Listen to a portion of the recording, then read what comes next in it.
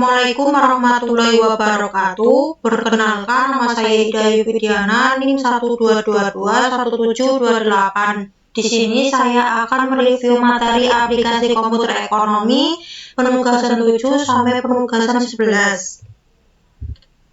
Penugasan 7 yaitu forecasting atau peramalan. Pengertian forecasting atau peramalan merupakan metode untuk memprediksikan atau memperkirakan berbagai kejadian di masa mendatang berdasarkan data yang telah dikumpulkan sebelumnya. Model peramalan dapat dibagi menjadi 4 submodel. Model pertama adalah menggunakan data masa lalu secara runtut waktu atau time series, atau misalnya data penjualan untuk memprediksi di masa depan atau permintaan produk. Hal seperti ini disebut analisis time series, yang dalam POM seperti metode naif, moving average, rata-rata bergerak tertimbang, exponential smoothing dengan tren, analisis tren, regresi linear, dekomposisi perkalian, dan dekomposisi aditif. Model kedua adalah untuk situasi di mana satu variabel atau misalnya permintaan adalah fungsi dari satu atau lebih variabel lain, atau variabel bebas yang disebut dengan regresi sederhana, atau hanya satu variabel bebas, atau regresi berganda, atau variabel bebas lebih dari satu.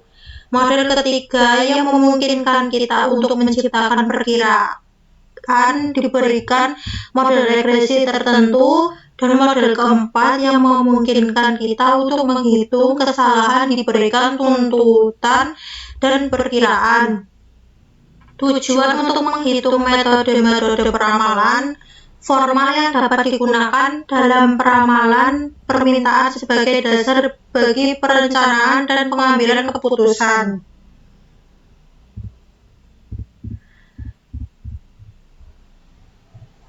Selanjutnya yaitu penugasan 8, yaitu network. Pengertian network atau jaringan merupakan sambungan penghubung antara satu titik dengan titik lainnya dalam jangkauan. Ada 3 macam network model atau model jaringan, yaitu minimum spanning tree, maximal flow, dan shortest route. 1. Minimal spanning tree, yaitu menentukan jalur yang menghubungkan semua tempat atau poin dalam sebuah jaringan sehingga total jaraknya minimal. Misalnya digunakan untuk menentukan cara terbaik atau efisien untuk menghubungkan rumah-rumah dengan jaringan listrik atau pipa air.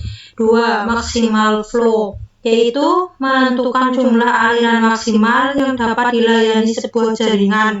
Misalnya digunakan untuk menghitung jumlah maksimal kendaraan yang dapat dilalui sebuah jaringan jalan raya. 3. Shortest route, yaitu menentukan jalur rute terpendek dalam sebuah jaringan. Misalnya untuk menentukan jalur terpendek dari sebuah kota menuju kota lain melalui jaringan jalan raya. Selanjutnya yaitu penugasan 9, yaitu project management atau PRT atau CPM.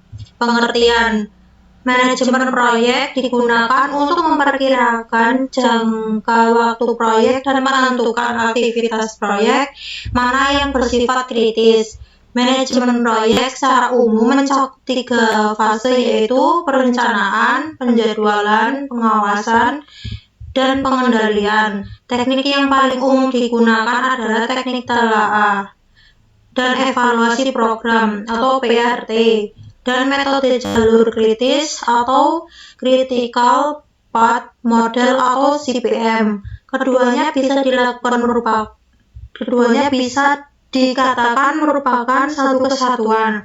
Untuk teknik telaah dan evaluasi program, aktivitasnya berbasis pada jalur atau activity on ARC atau AOA. Sedangkan CPM aktivitasnya berbasis pada titik atau activity on node atau AON.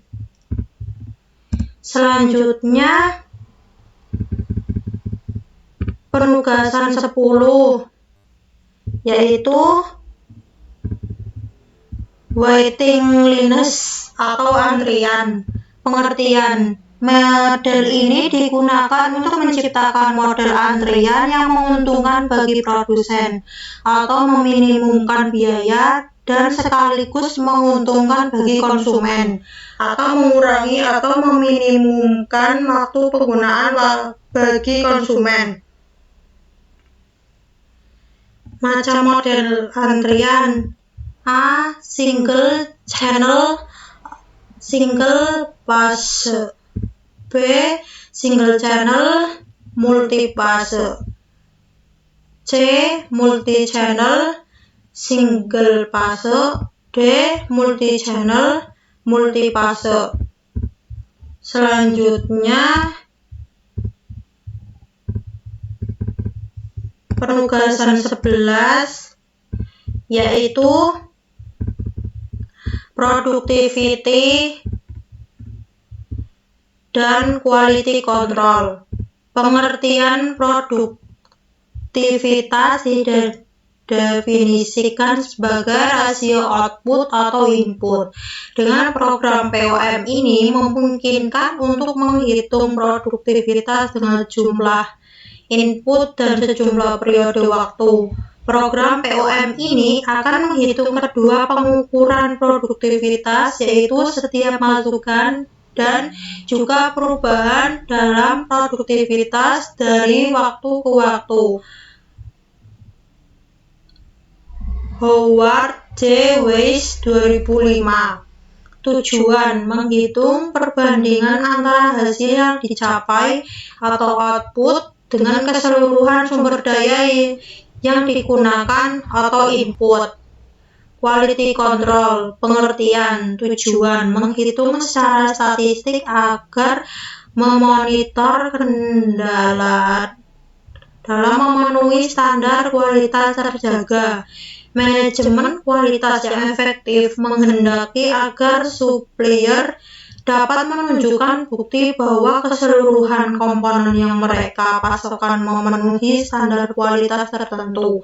Oleh karena itu, perusahaan harus memperhatikan teknik-teknik pengawasan kualitas untuk menentukan apakah akan menerima atau menolak suatu komponen yang dikirim oleh para supplier. Di samping memperhatikan kualitas para komponen, manajemen kualitas yang efektif menghendaki pula agar tidak meneruskan kepada para konsumen. Untuk itu diperlukan pengawasan kualitas agar dapat mengurangi jumlah produk cacat yang ditimbulkan oleh sistem operasi perusahaan. Sulian 347. Sekian review aplikasi komputer ekonomi dari saya. Mohon maaf apabila ada kesalahan. Wassalamualaikum warahmatullahi wabarakatuh.